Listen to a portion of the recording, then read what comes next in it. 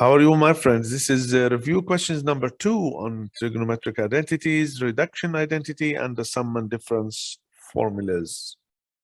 Question number 1, if sine of x all to the power minus 1 minus cosecant of minus x divided by sine of x all to the power minus 1 plus sine of minus x is equal to a plus b tan squared of x. Find the value of a times b. So clearly here we can start with the left side. Now, sine of x all to the power minus 1, it will be 1 over sine of the x.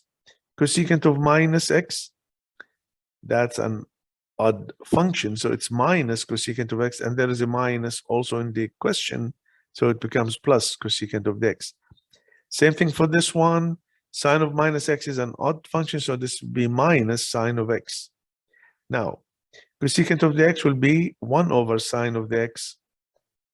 We can find the LCD in the numerator, the same denominator here. So it will be 1 plus 1, 2 over sine of x. And this one we multiply up and down by sine of the x. So it becomes 1 minus sine squared of x, all divided by sine of the x. 1 minus sine squared of the x, we can write it as cosine squared of the x. Now this is a fraction. First one, 2 over sine of x multiplied by the reciprocal here, sine of x divided by cosine squared of the x. We can cancel sine of the x, so it will be 2 over cosine squared of the x, which is 2 secant squared. We know the formula now. Secant squared of the x will be 1 plus tan squared of the x. And there is a 2 outside, so it will be 2 plus 2 tan squared of the x. So a will be 2 and b will be 2. When you multiply, you get 4. Question number 2, given the function f of x is equal to square root of 15 divided by secant of 5 pi x minus square root of 5 divided by cosecant of 5 pi x.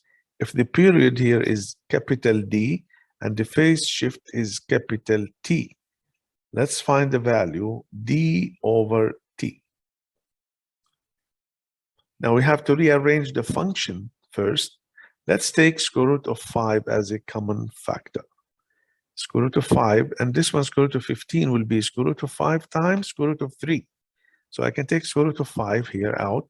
Inside the bracket I have square root of 3, secant 1 over secant of 5 pi x will be cosine of 5 pi x, the reciprocal, minus, here there is a 1 here, and the reciprocal of cosecant will be sine of 5 pi x. So now inside the bracket here, I can apply the reduction identity because I have the sum or difference of sines and cosines.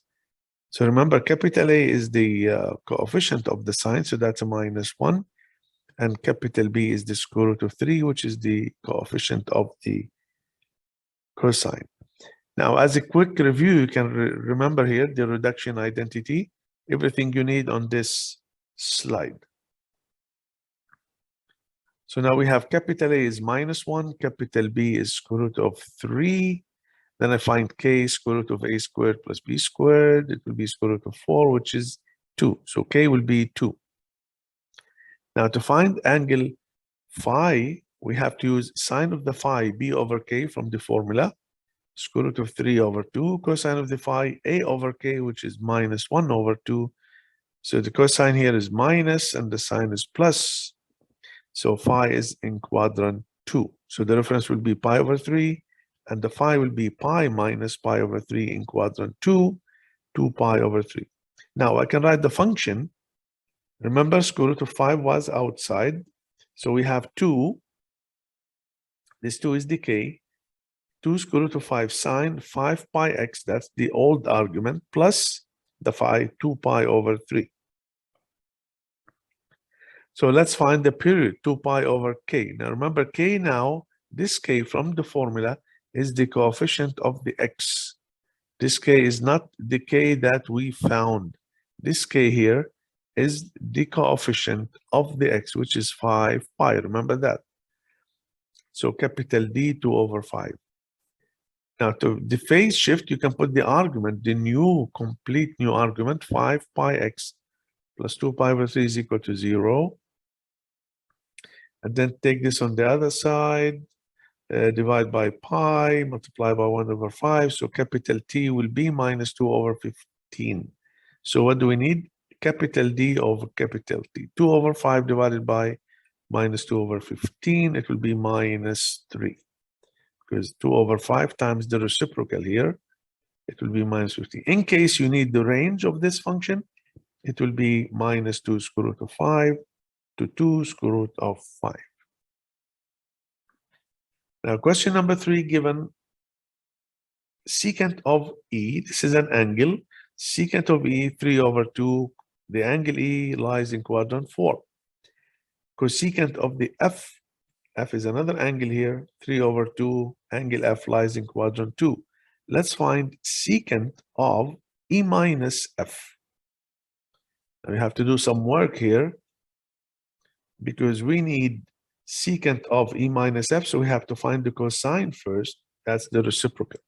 So let's start with the given here. Secant of E, 3 over 2, that's given. So I can write the cosine, which is the reciprocal of E, 2 over 3, which is x over r. Then I can find y negative because angle E is in quadrant 4. So sine of the E will be the y over the r minus square root of 5 divided by 3. Since I have x squared plus y squared is equal r squared. Now for the angle F, I have sine of the F 2 over 3, which is y over r, so I can find x by the same formula. So cosine of the F will be minus square root of 5 divided by 3. So let's find now cosine of E minus F. So I have cosine of the E, sine of the E, sine of the F I found, cosine of the F I have found. So let's find now cosine of E minus F. By the formula, cosine of E, cosine of the F plus sine of E, sine of the F. So it will be 2 over 3. This is cosine of the E. Cosine of the E is there. Minus square root of 5 over 3 will be the cosine of the F plus minus square root of 5 over 3 will be sine of the E times sine of the F 2 over 3. So when you multiply everything, you get minus 4 square root of 5 divided by 9. Remember, this is cosine of E minus F. What do we need in the question? Secant of E minus F, which is 1 over cosine of E minus F. So we write 9 over minus 4 square root of 5. When you rationalize, multiply by square root of 5 up and down, you will get minus 9 square root of 5 divided by 20. This is the secant of E minus F. Thank you for watching. If you like the video, you can subscribe and share it with your friends. I hope I can see you in another video with another topic. Thank you guys for listening.